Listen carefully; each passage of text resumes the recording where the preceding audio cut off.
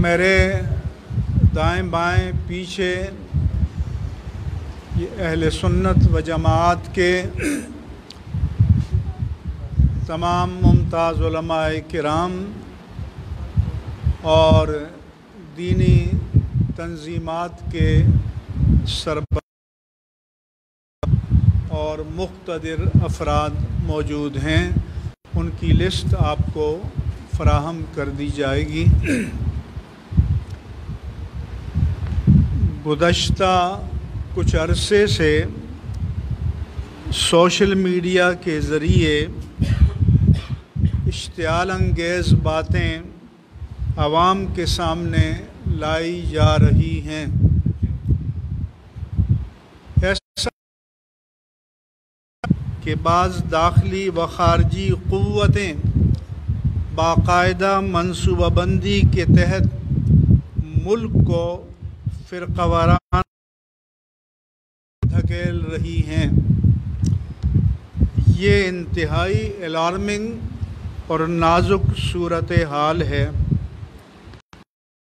ہماری قومی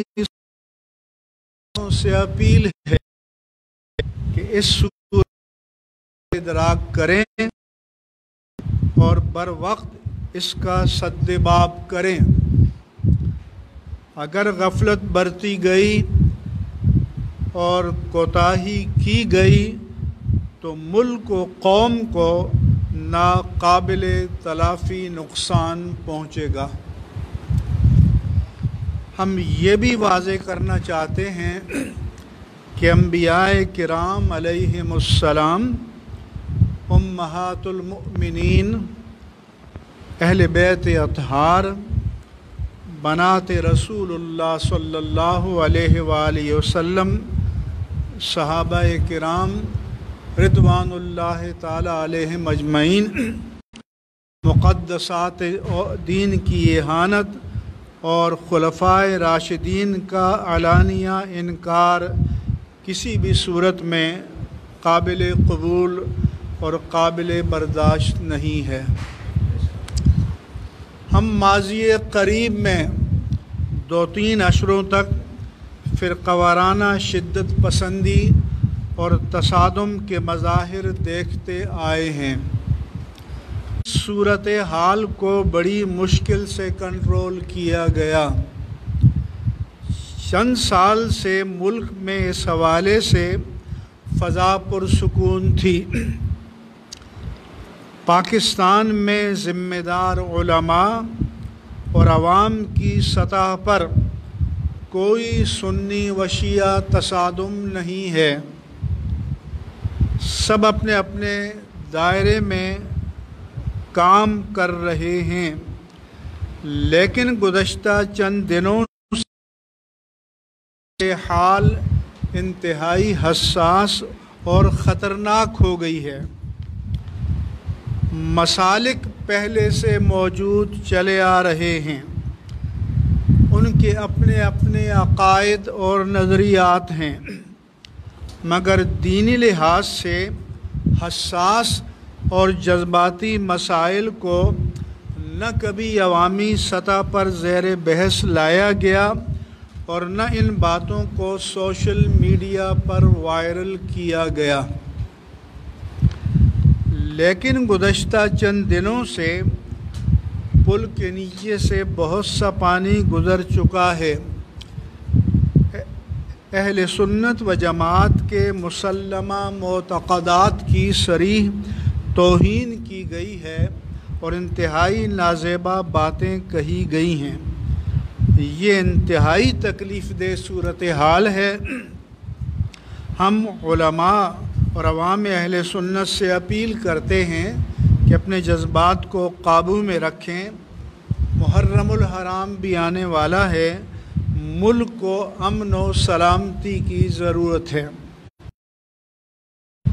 اگر بعض حضرات کو کسی قانون کے حوالے سے کوئی تحفظات یا شکایات تھیں تو مشتعل لب و لہجے میں ان باتوں کو عوام میں لانے کی بجائے ان مراکز سے رجوع کرتے جہاں قانون سازی ہو رہی ہے کرتے، لیکن ان چیزوں کو پبلک میں لانا آگ سے کھیلنے کے ہم اہل تشیع کے ذمہ دار علماء علامہ قاضی نیاز حسین نقوی، علامہ ساجد اور مجلس المسلمین کے قائدین کو اور متنبہ کرتے ہیں کہ اپنے حضرات کو کنٹرول فہمائش کریں اور خطرات سے آگاہ۔ اہل سنت و جماعت پاکستان کی غالب اکثریت اور اکثریت کو مشتعل کرنا کھیلنے کے مترادف ہے اور ملکی و ملی اعتبار سے انتہائی تباہ کن ہے۔ ہم ان باتوں کو ریکارڈ پر لانے کے لیے یہاں لیکن ایسا نہیں کر رہے کہ انتہائی اشتعال گی اور پھر ان کا کنٹرول کرنا کسی کے بس میں نہیں ہوگا۔ ہمیں حیرت ہے کہ محرم الحرام سے چند ہفتے پہلے ایسا کیوں کیا گیا ہے۔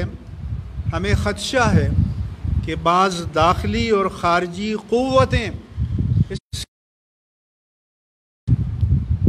اولی فرصت میں اس آگ کو بجھایا جائے اور ان مفاسد کا سدباب کیا جائے، اور ماتحت ان مسائل کو حل کرنے اور طے کرنے کی مطلوبہ صلاحیت نہیں ہے۔ ان معاملات کو براہ راست اس کے ساتھ ساتھ میں تمام اسلامیان پاکستان، تمام اہل پاکستان اور تمام عوام اہل سنت و جماعت کو اس جانب بھی متوجہ کر رہا ہوں کہ مقبوضہ کشمیر میں بھارتی جارحیت، قتل و غارت اور غیر انسانی کرفیو اور مسلسل لاک ڈاؤن کو 1 سال مکمل ہونے جا رہا ہے۔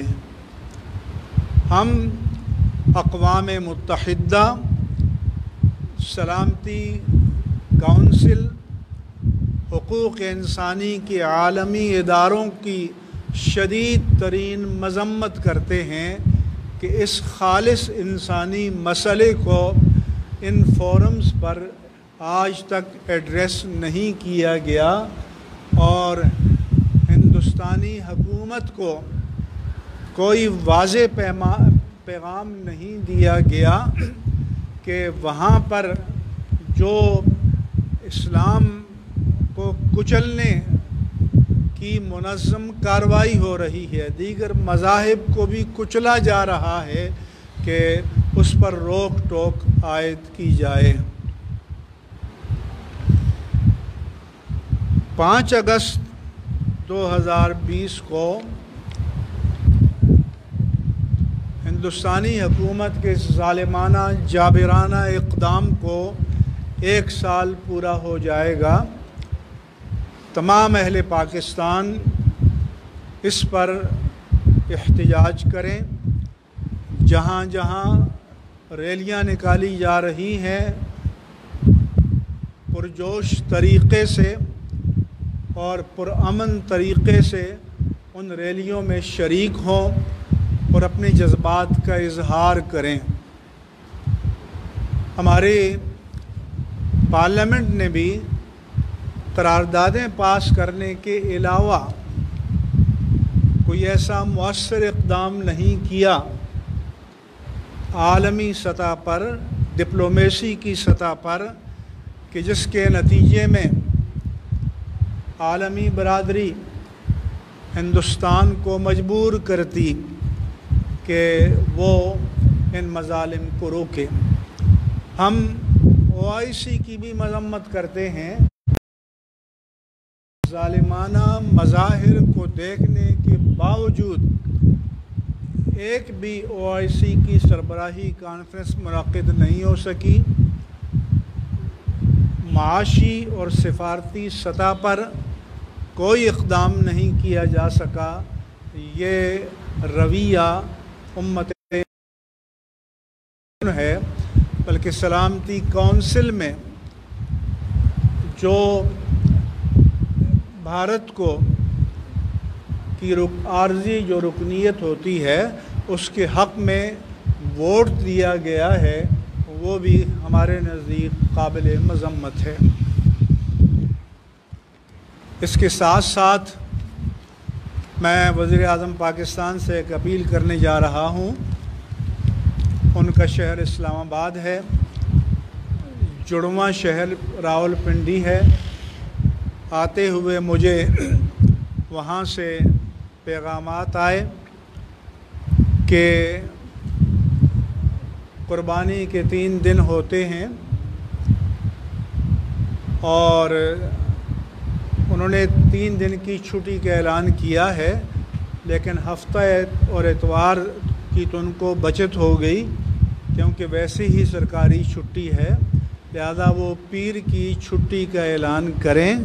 क्योंकि उन्होंने कहा कि पहले दिन जो कसाब उजरत लेते हैं वो बहुत ज़्यादा होती है और लोअर मिडिल क्लास की क़ुव्वत बर्दाश्त से बाहर है, तो वो तीसरे दिन का इंतज़ार करते हैं कि जब कुछ रेट्स डाउन होते हैं और वो अपनी कुर्बानियाँ करते हैं। तो मिडिल और लोअर मिडिल क्लास के लोगों को कुर्बानी में सहूलत देने के लिए मैं वज़ीर आज़म पाकिस्तान से अपील करता हूँ कि पीर की छुट्टी का भी ऐलान करें। इन तमाम उलमाए किराम की तायीद के साथ और हिमायत के साथ, और मैं वफाकी काबीना से और तमाम सूबाई हुकूमतों से और फेडरल कैबिनेट से भी कहूँगा कि वो इस मसले पर गौर करें और आज इस बारे में ऐलान करें, क्योंकि हमारा आईन हमारी हुकूमत को पाबंद करता है कि वो इस्लाम के और कुरान और सुन्नत के मुताबिक ज़िंदगी गुजारने के लिए मुसलमानों को फैसिलिटेट करें, एकोमोडेट करें। तो ये फैसिलिटेशन और एकोमोडेशन ये हमारे आइन का भी तकाज़ा है।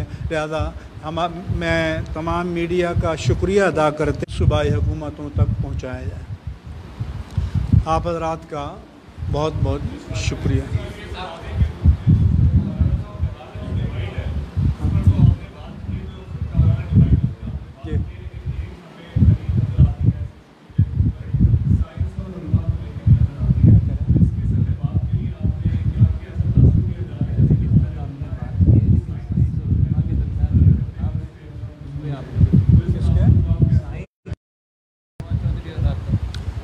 साइंस और उलमा के दरमियान कोई इख्तिलाफ नहीं है।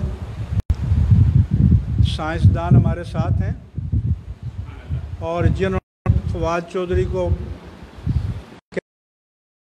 मरकज़ी महकमे मौसमियात के चीफ मेट्रोलॉजिस्ट हमारे मेंबर हैं। अभी मैंने परसों कॉलम लिखा है और professor doctor Shahid Qureshi Karachi university के प्रोफेसर हैं, एस्ट्रोनॉमी के एक्सपर्ट हैं। उन्होंने तफसीली मज़मून लिख के साइंटिफिकली इस मौक़िफ़ की तरदीद की है। तो ये आप कैसे फ़र्ज़ कर लेते हैं बैठे बैठाए? क्या हम इस दुनिया में नहीं रहते?